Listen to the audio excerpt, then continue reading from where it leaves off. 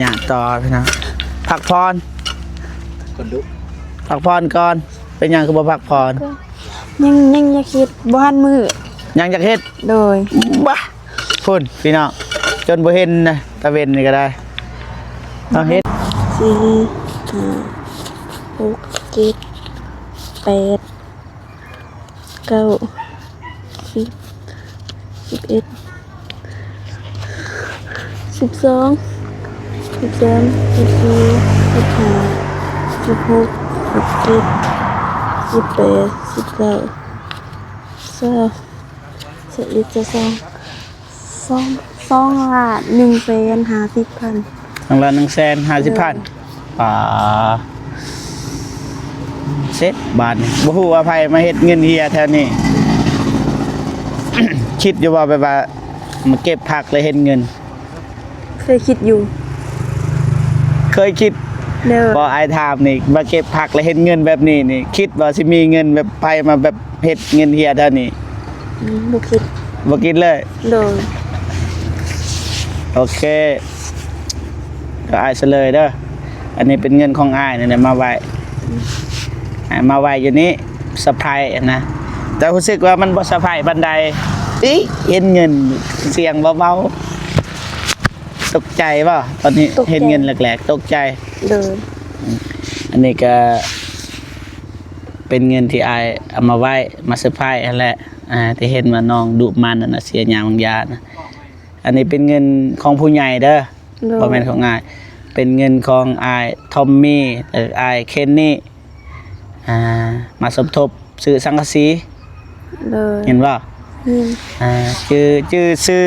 จุอายเพิ่นไว้เด้อชื่อไว้ในหัวใจในสมองมื้อหน้าแบบอายถามเงินของผู้ใดเอาให้เดี๋ยวน้องก็ชื่อนะบ่ให้ลืมบุญคุณเด้อโดยชื่อไว้เลยสบายดีเด้ออ้ายเด้อสะพายน้องเพิ่นนี่เงินสะพายเงินลาดก็ได้เงินบ่แม่ก็พวกเก็บด้วยเนี่ยนะแม่นนี่ก็เป็นเงินที่อายเอามาไว้มาสะพายนั่นแหละที่เห็นว่าน้องดุมันนั่นน่ะเสียหยังบางอย่างนะอันนี้เป็นเงินของผู้ใหญ่เด้อบ่แม่นของอายเป็นเงินของอายทอมมี่หรืออายเคนนี่มาสมทบซื้อสังกะสีเห็นป่ะชื่อซื้อจุอายเพิ่นไว้เด้อชื่อไว้ในหัวใจในสมองมื้อหน้าแบบอายถามเงินของผู้ใดเอาให้เดี๋ยวน้องก็ชื่อนะบ่ให้ลืมบุญคุณเด้อโดยชื่อไว้ดีใจบ่ดีใจคิดแบบว่ามีคนสิมาสมทบซื้อสังกะสีนี่คิดบ่คิดบ่ฟันเลยคิดบ่ฟันเลยโดยเพราะว่าอายเพิ่นเห็นเอาไปถ่ายมื้อนั้นก็เลยอายทอมมี่กับอายเคนนี่นั่นแหละเห็นจุอายเพิ่นว่าก็แบ่งให้น้องก็ได้100 เหรียญมีแต่ว่าเก็บเงินนี่ไว้สมทบบ่เฝ้าใส่เด้โดยสิบอกบ่พ่อแม่นี่หรือว่าสิเก็บเองบอกพ่อแม่สิให้พ่อแม่เก็บไว้บ่โดยให้พ่อแม่เก็บไว้เด้อ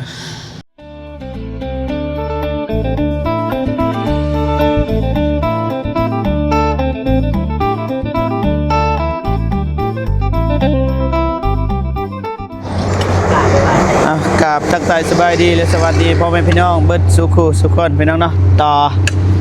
จากการเฮ็ดหัวออมนี่แหละก็มาต่อพี่น้องเนาะสิหยังต่อพี่น้องพักพรคนดุพักพรก่อนเป็นหยังคือบ่พักพรยังอยากคิดบ้านมือยังอยากเฮ็ดโดยบ้าพุ่นพี่น้องจนบ่เห็นนะตะเวนนี่ก็ได้เอาเฮ็ดโดยเสียไม่ต่อคืออะไรมันบ่อยากมีหญ้าอะไรนี่กันอยากเสียอายสิบอกบ่เป็นหยังเอารถตามสบายบ่ตกหรอกมันมืดนะกล่องบ่เจ็บนี่ปิดไฟบ่อยากเห็นปานใดกระจกเสียป่ะโดยบ่มีว่าเล็กแวกหน่อยบ่เห็น มาดูที่เรามาดีวะ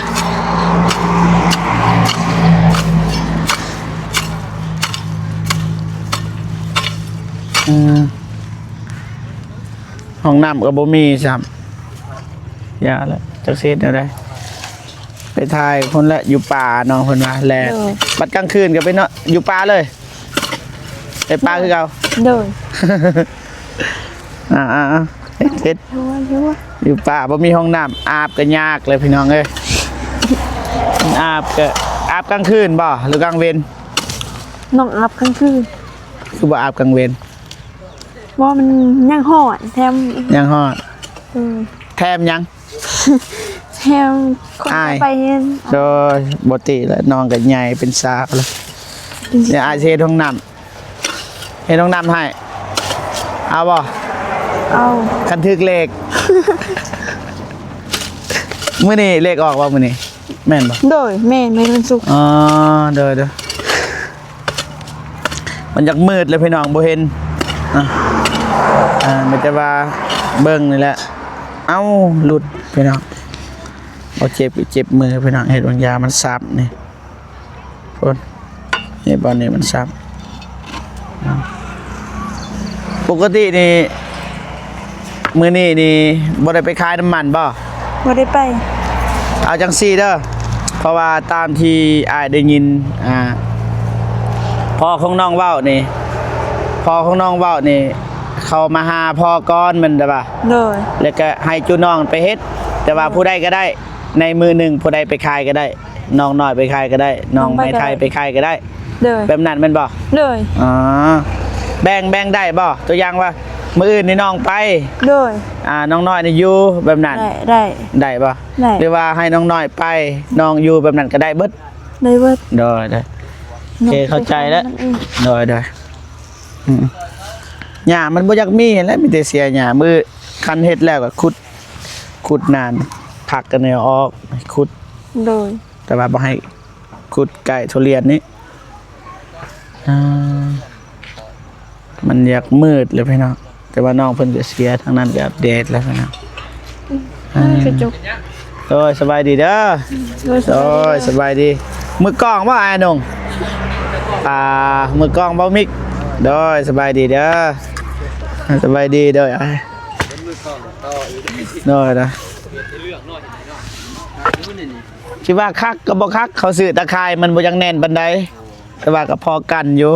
ตะข่ายบ่เป็นตะข่ายบ่หรือว่าเสา โอ้ยา ว่าตะข่ายเฮาแบบอันบ่นี่มานี่เนาะอธิษฐาน กระดามดาวออกแล้ว รถกระยาแล้วพักพรก่อนบ่ต้องฟื้นเนาะนี่ไอ้ถามเอาไผเห็ดนี่ขุด โดย นี่ไผเป็นคนอันนี้นี่จูดนี่ นอก น้องเองบ่ โดย ป่านั่นก็คือกัน โดยแมนคือกัน โอเคมันจะว่า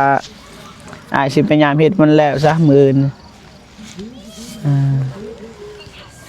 มืดแล้วพี่น้องพักบ่ โดยพัก พักเอาเมียน อ้าย นั่น อายุกินข้าวอยู่นี่ได้บ่ หึ อยู่กินข้าวอยู่นี่ อยู่กินข้าว โดย ป่าจังว่าเบิ่งก่อนน้องสิเก็บพัก สิเก็บผัก โดย เก็บเลยบ่กวนละมันจะว่าสิทายให้ FC เบิ่งเปิดแฟตกันพี่น้อง เงินเด้อ โอ้เด้อเก็บแบบนั้นป่ะ โดย หรือว่าเก็บเป็นกกเลย ประหยัดประหยัด ไง ไงแบบนี้ก็ได้เด้อบ่อยากเห็นพี่น้องเลยมันอยากมืดเลยแต่ว่าเปิดแฟลชเอามือขึ้นมาแต่เสาเด้อเห็นป่ะ โดย เกี่ยมอาหารแซ่บๆไว้ โดย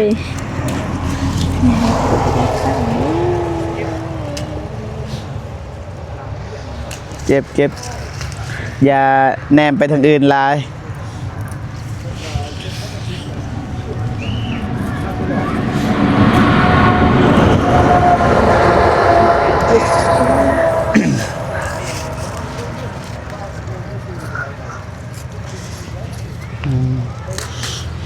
ปกติกับน้องเป็นคนเฮ็ดแนวกินบ่หรือว่าแบ่งกันกับน้องสาว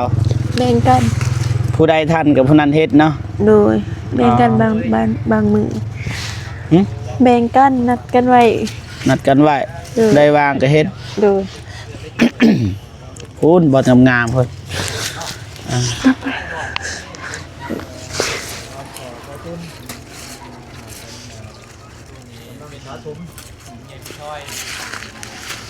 ทางนั้นก็ถ่ายคลิปอยู่พี่น้องอันนี้ก็เด็ดพักพูนบอลสูงๆมันงามพุ่นนี่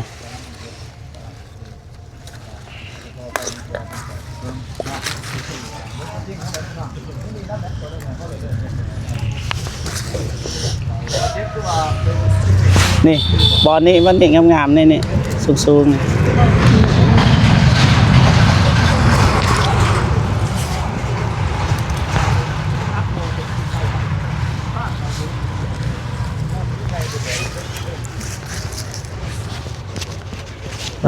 ย่างไปทางนี้ก่อนยังไง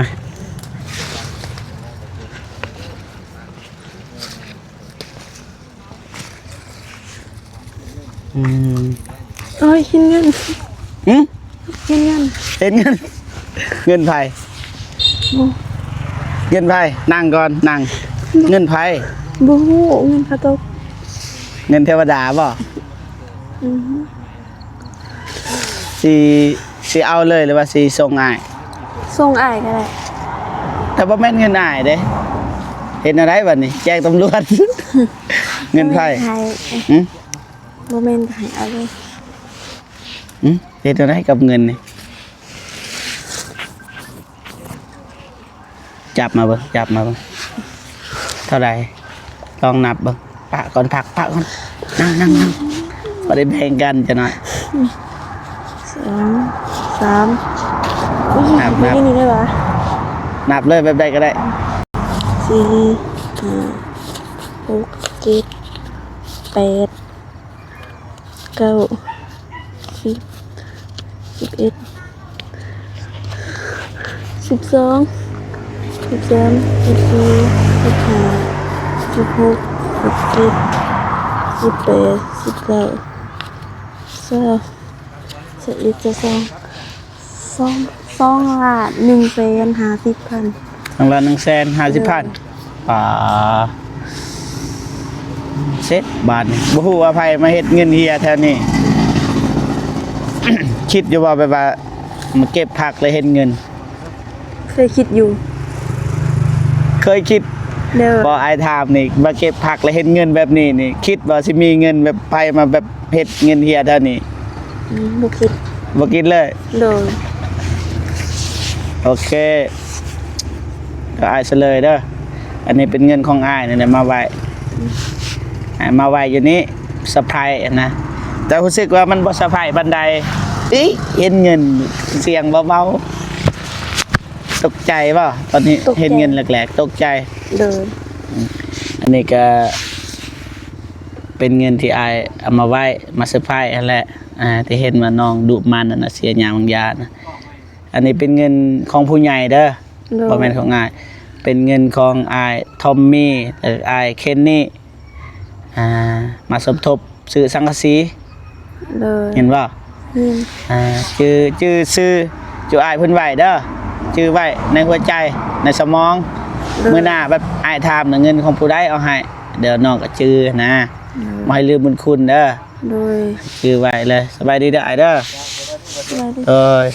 เสียงบ่เจ็บคนประมาณบ่เจ็บ สะพายน้องเพิ่น จ้า นี่เงินสะพายเงินลาด ก็ได้เงินบ่ แม่ ก็พวกเก็บด้วยเนี่ยนะ แม่นว้าวเบิ่งแนวใดเมื่อกี้นี่มากระซิบ รถเพราะว่าเอารถจักรมาก็บ่เจ็บพี่น้องเอ้ยเพราะว่ารถบ่เจ็บคือบ่คิดหัวแล้วก็เลยไปซ้อมอยู่ห้าน อยู่ดอนซา แม่นก็เลยว่า บอกตรงๆเลยเป็นยังรถอ้าย รถอายอันต้าโบวุง บุ้ง แมนต้า เอาบาดนี่ วุงโมเฮะนะบ่เจ็บ บ่เป็นยังสิถามน้อง อันนี้มีโคมบ่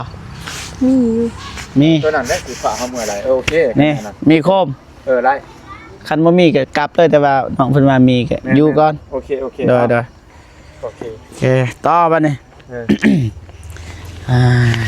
โดยอันนี้เป็นเงินของจุอ้ายเพิ่นแหละเพราะว่าจุอ้ายเพิ่นสงสารหั้นนะที่จริงแล้วจุอ้ายเพิ่นให้ไปซอยคนทุกข์ยากซื้อผ้าห่มต่างๆแต่ว่าบ่เจ็บก็ขออ้ายนี่ขอจุอ้ายเพิ่นว่าอยากซอยน้องหั้นนะสมทบ100เหรียญหั้นนะเอามาให้มีแต่ว่าให้น้องขอบอกขอบใจขอบุญขอบคุณจุอ้ายเพิ่นขอบขอบใจได้ที โอเคเป็นเงินของจุอ้ายหั่นแหละไปไม่ได้ว่าขึ้นเฮือนก่อนก็ได้พ่อแล้วบ่พักสำนี้พ่อแล้วบ่ยัง พ่อเก็บก่อนเอาเงินเลยเงินมาให้อ้ายถือก็ได้จะหน่อยเอาให้บ่เสียครับเก็บก่อนมาสิถือซอยมาสิถือซอยไล่ได้สำนี้ยังบ่เด้อนี่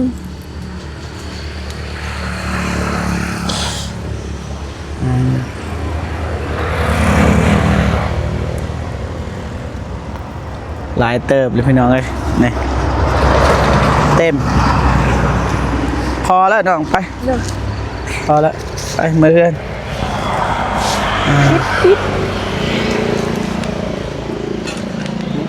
คำมืดตื้อๆแล้วพี่น้องเอ้ยมาเฮ็ดนักกินอีกบาทนี่นึ่งข้าวบ่มันนึ่งข้าวอ้าวเอาอยู่เฮือนนี่นึ่งข้าวสาบ่มอมันนี่ข้าวเบียกลุงภาษาอ๋อนี่พี่น้องเอ้ยนึ่งข้าวดังแล้วเลยน้องเป็นดังเลยเด้FC ฮู้จักเบิดเด้จักโมงสิอาบน้ำ8 โมงก็ได้แสดงว่าน้องบ่ได้พักผ่อนเลยซะมื้ออื่นก็บางทีไปขายน้ำมันน่าสิบ่ได้ไปดอกสิให้น้องเพิ่นไปแทนน้องน้อยแล้วขายได้บ่เป็นอยู่บ่เป็นอ๋อน้องน้อยเพิ่นขายเป็นอยู่พี่น้องสิให้น้องน้อยเพิ่นไปอันนั้นเพราะว่าบ่อยากให้น้องเพิ่นขาดนะกันขาดเวียก็มันสิบ่ได้เงินปัญหามันก็เลยจะให้น้องผู้หนึ่งเพิ่นไปน้องน้อยไปน้องไม่อยู่เฮ็ดเวียกมันแล้วซะหายใจเป็นอย่างหายใจแบบนั้นไปเฮ็ดไอ้บ่ถามละเถอะเฮ็ดเหียเด้อ FC เห็นกันเหียยิ้มตลอดมักกันยิ้มนี่บ่เจ็บขึ้นว่าหายบ่เป็นดอกน้องอันนี้ก็ได้มีแต่ยิ้มกับยิ้มออมแอมเห็น FC คอมเมนต์คล้ายๆกับน้องที่ห้องเพลงนะอยู่น้องห้องซิงทุนนะประมาณนั้นแหละเจ็บก็จำบ่ได้แหละ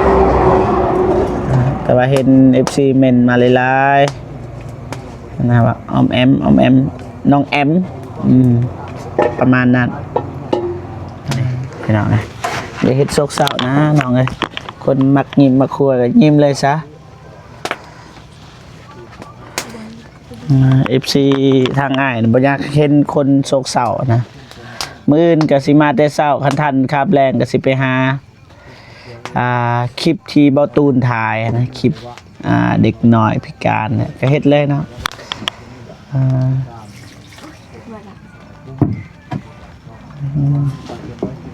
เพราะว่าสิไปคันทันคันบ่ทันก็อยู่นี่แหละมื้ออื่นว่ากัน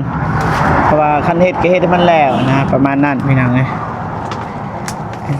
ทางนี้ก็อยากดับเลยพี่น้องก็ดับง่ายป่ะโดยเกือบใส่กำลังเมื่อยป่ะมื้อนี้อ่อนป่ะอ่อนแต่ทนได้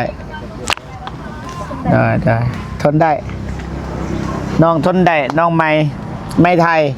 แม่นป่ะน้องไม่ไทยขี้อายแน่แต่ขี้ลิ้นหน่อยนึง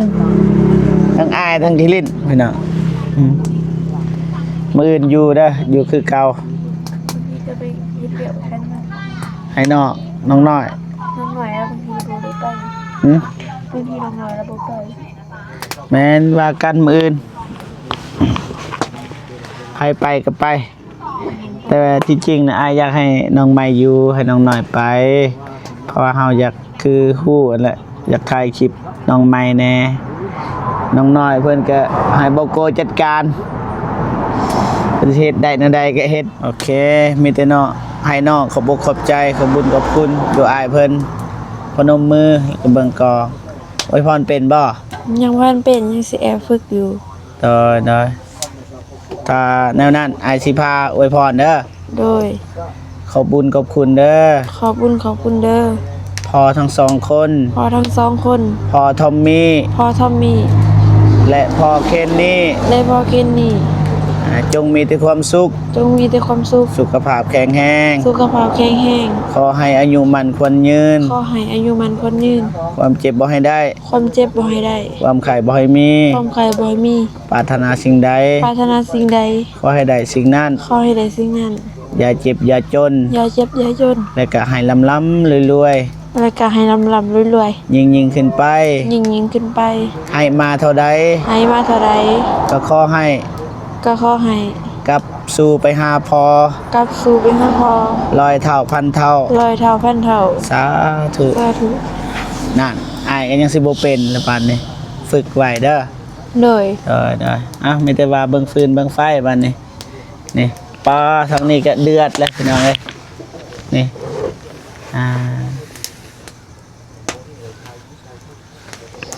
เดือดเบิดแล้วน้องเอ้ย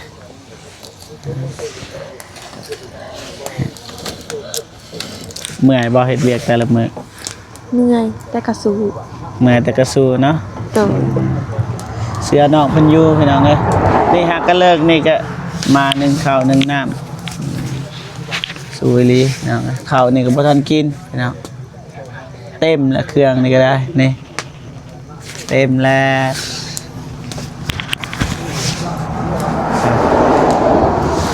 เต็มแล้วทางนี้ก็เห็นเบิดเลยภาคกลางคันเปิดนี่ก็เห็นเบิดบ่นอนบ่เป็นหยังจังนั้นก็สิได้เฮือนใหม่อยู่ดอกเนาะ มีเงินเสีย นี่ได้มีได้น้ำอายนี่อายให้เมื่อกี้นี่2 ล้านปลายแล้วก็สมทบใส่กันบางทีมีทางเบานงเบาตูนเด้โกโก้ที่มีก็เก็บไว้เฉพาะเงินเดือนของน้องก็น่าจะซื้อกินซื้อยากนั่นแหละประมาณนั้นพ่อพี่น้องเนาะเป็นอย่างเนาะ เก็บเขาวเย็น เขาเย็นสิใส่ สิใส่เขาสิใส่ขวด สวัสดีได้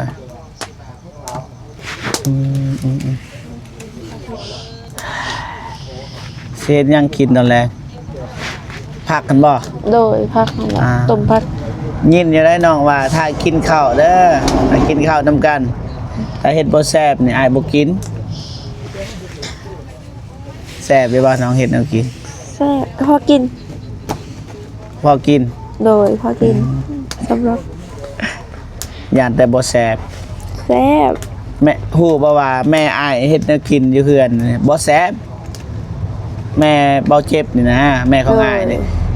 แต่ว่าแม่เราถามแซ่บบ่เฮาก็ว่าแซ่บจริงๆบ่แซ่บแนะนำว่าตอนแม่เราเฮ็ดให้กินนี่นะ โดย ว่าแม่แล้วก็เท่าแต่ว่าเฮ็ดให้เฮากินนี่บ่ต้องให้เฮ็ดให้แม่ผิดหวังนี่แม่เฮานี่เบิ่งคลิปนี่เบิ่งคลิปแล้วหากะฮู้ว่าแม่เฮ็ดแนวกินบ่แซ่บแต่เฮาว่าแซ่บตอนเฮากินโอ้สุดยอดเลยแม่สุดยอดแต่ว่าสิมือน้องเพิ่นบ่ฮู้ว่าแซ่บหรือบ่บางทีบ่เท่าแม่บ่เจ็บก็มี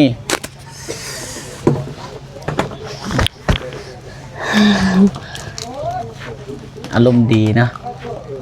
ยิ้มตลอดมักยิ้มบ่ โดย บ่เคยแบบว่าหายหยังพ่อแม่หยัง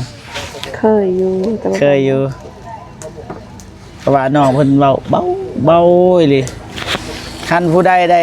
เป็นเมียนี่ยันว่าบ่ได้ยินเสียงด่า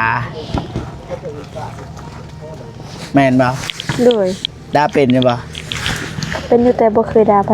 แต่บ่เคยด่า แต่บ่เคยด่า โดย ดีแล้วน้องดีแล้วบ่ต้องด่า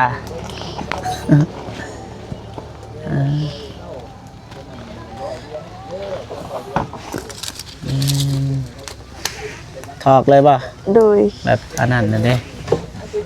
นี่เนยเนยเป็นนี่ดิ ธรรมดา ไผ่ก็เป็นนั่นแหละน้องเอ้ยบอดีใจไอ้ยองแบบนั้นไผ่ก็เป็นไอ้ก็เป็น เลย อย่าสิยิ้มลายนั่น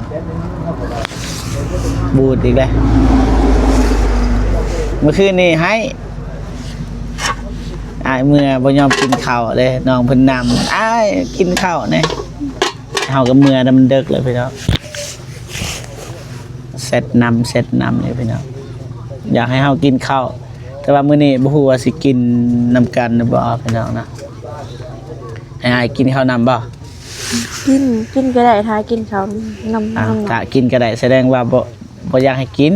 ให้กินมากินน้ำกันก็ได้ โอเคถ้าเบิ่งข้าวนี่ก่อนแหมบาทนี่สิกเป็นนี่บ่ ขยะ เป็นอุ้ยสาธุตกแน่ผ่านเซยคือนะผ่านไปด้วยดีนะสบายดีเด้อไอ้บ่งเด้อคำมืดตื้อๆยังบ่ทันเมื่อจักเทื่อวันที่สิรอกินข้าวน้ำน้องพุ่นเด้ มาพัน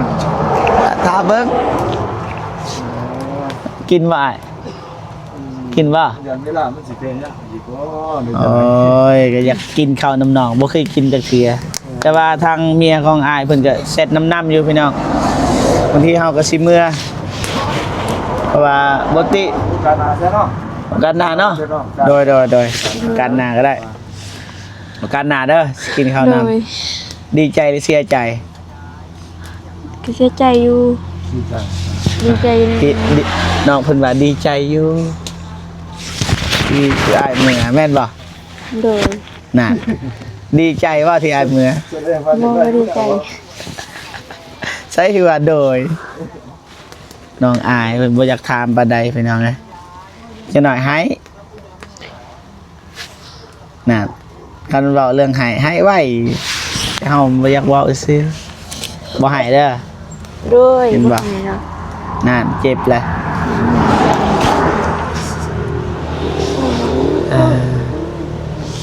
สู้เด้อ โดยคือ โอเคไม่ได้ว่าอ้ายสิเอาเงินให้ก่อนเพราะว่าลืมเมื่อกี้นี่มาแต่สวนผักเนาะ ขอบใจหลายเด้อ ได้ดีใจบ่ ดีใจ คิดแบบว่ามีคนสิมาสมทบซื้อสังกะสีนี่คิดบ่ บ่คิดบ่ฝันเลย บ่คิดบ่ฟันเลย โดย เพราะว่าอ้ายเพิ่นเห็นเอาไปถ่ายมื้อนั้นก็เลยอ้ายทอมมี่กับอ้ายเคนนี่นั่นแหละเห็นเจ้าอ้ายเพิ่นว่าก็แบ่งให้น้องก็ได้ซ้ำ100เหรียญมีแต่ว่าเก็บเงินนี่ไว้สมทบบ่เฝ้าใส่เด้ โดย สิบอกบ่พ่อแม่นี่หรือว่าสิเก็บเอง บอกพ่อแม่ สิให้พ่อแม่เก็บไว้บ่ โดยให้พ่อแม่เก็บไว้ เด้อพอน้องไปใส่เลย เราเฮ็ดเวียกแล้วครับ เฮ็ดเวียกบ่ โดย เด้อสบายดีเด้อพ่อเด้อเอาขึ้นพ่อขึ้นเด้อเด้อพอดีเลยมีเรื่องสิคุยนำพอนั่งนำได้บ่ ใช่ จากข่าวเดียวเด้อสบายดีเด้อพ่อเด้อเอาสบายดีเด้อน้องน้อยเด้อเรื่องเข้าห้องน้ำบ่เด้อไปเด้อบ่เป็นหยังมีแนวสิเล่าเรื่องหน่อยนึงเดี๋ยวสิลมน้ำเพราะว่ามีงบจากผู้ใหญ่ใจบุญจากต่างประเทศพอทอมมี่แล้วก็พอเคนนี่เด้อเพิ่นส่งเงินมาให้100เหรียญแต่ว่าตอนนี้ก็อยู่ในมือของน้องนั่นแหละเงินนี่มีแต่ว่าให้เก็บรักษาเด้อ โดย มาสมทบซื้อสังกะสีนี่แหละยินบ่น้อง โดย เด้อดีใจบ่ ดีใจแล้ว คิดอยู่บ่แบบว่าสิมีผู้ใหญ่เอาเงินมาให้คิดอยู่บ่ ก็บ่คิดแล้วแต่มันเดี๋ยวนี้นี่ก็มันเป็นก็สาธุแล้วนำแล้วดีใจนำแล้ว ดีใจบ่เด้อดีใจนำเด้อ ดีใจนำ เอาก็ดีใจบ่คิดว่าสิมีผู้ใหญ่เอาเงินให้พี่น้องนะ ดีใจนำหลาย ได้ ครั้งนี้ก็ดีใจ โดย จนน้ำตาซึมอีกจะหน่อยนี่ให้เลย มันก็บอกเดี๋ยวนะไปดู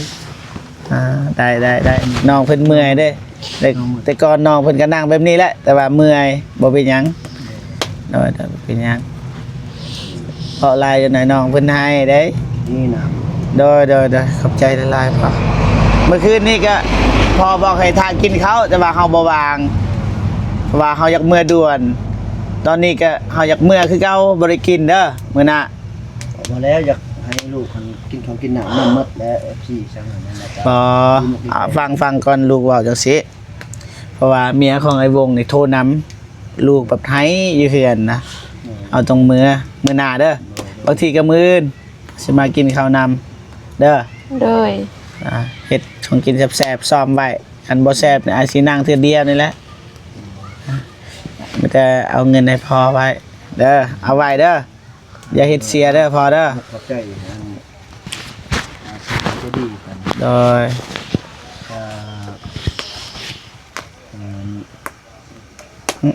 นี่แหละตื่นตันใจว่าดีใจว่า ดีใจเพิ่นตัวเรือพอได้เพิ่นให้มีสุขภาพและเข้มแข็ง โดยอายทอมมี่แล้วก็อายเคนนี่ ในที่นี้ โดย เกิดขึ้นนี้ เออ มีสุขภาพเข้มแข็ง โดย อะไรสิ่งนั้นเนาะ สาธุโดยครั้งนี้ก็ยิ้มโอ้ยยิ้มเรื่องหยังนะโอเคไม่ได้ว่าอายกลับก่อนเด้อ โดย เนาะกลับก่อนเด้อพอเด้อ ดูกินข้าวกินน้ำ บ่เป็นหยังเพราะว่าด่วนแล้วกลับก่อนเด้อเอาไม้เอาไม้ โดยเดินทางไปเลย เพราะว่าบ่มีตาโคมมีบ่โคมพ่อยืมแน่ ตาบ่มีลืมโดยมีบ่น้องเพิ่นว่ามีบางอย่างนะมีบ่โคมนี่ตัวใดบ่ทันเบิด สองอัน 2 อันตัวใดหยัง ตัวนี้ ตัวนี้ยัง ตัวใดฮะ ชื่อช่อง ที่ต้องกันก็ได้มืออื่นมาส่ง บ่บางทีจะเข้าห้องน้ำห้องในเด้ กินเอ้า ตัวนี้ป่ะโดยขอบใจมืออื่นจะมาส่งเด้อเดี๋ยวพอเด้อ ดู โดยโอเคเพื่อนพี่น้องเนาะเบาเจ็บกับสิจบคลิปก่อนเนาะจังใดก็ขอบคุณอ้ายเคนนี่แล้วก็อ้ายทอมมี่ที่ไว้วางใจเบาเจ็บเป็นสะพานบุญในครั้งนี้เนาะจังใดก็ขอให้อ้ายทั้งสองเนาะจงมีแต่ความสุขสุขภาพแข็งแรงขอให้อายุมันควรยืนนะความเจ็บบ่ให้ได้ความไข้บ่ให้มีปรารถนาสิ่งใดขอให้ได้สิ่งนั้นเนาะอย่าเจ็บอย่าจนแล้วก็ให้ร่ำรวยยิ่งขึ้นไปเด้อสาธุโอเคเบาเจ็บกับสิจบคลิปก่อนเนาะพอๆกันมื้ออื่นสำหรับคลิปนี้ขอกล่าวคำว่าสบายดีเด้อพ่อแม่พี่น้องเบิดสุขสุขคนพี่น้องเนาะไปบ๊ายบายไอ้วงไปกลับบ้านบ่เห็นเลยพี่น้องเอ้ยนี่ไป